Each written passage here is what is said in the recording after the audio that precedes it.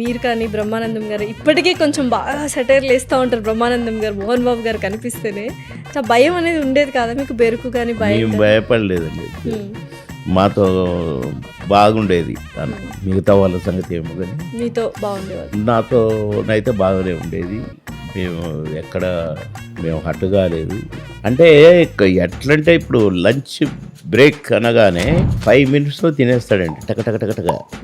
ఆయన భోజనం చేస్తుంటేనే పక్క వేసి పెట్టాలి, కింద బెడ్షీట్ వేసి పిల్లో పెట్టి పెట్టాలి. 10 minutes మాత్రమే పడుకుంటాడు, మళ్ళీ ఎక్కువసేపు కూడా కాదు.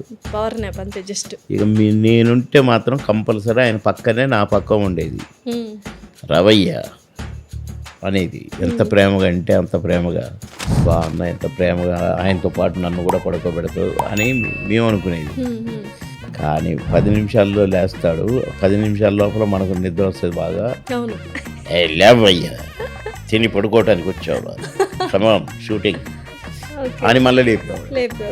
అన్నా నువ్వు రా పడుకోమని ప్రేమగా పిలిచి నువ్వే పడుకోబెట్టి మళ్ళీ నువ్వే లేపుతావు ఏంటన్నా అంటే only 10 minutes. Very punctual, disciplined. తిని పడుకోవటానికన్నా వచ్చింది అది.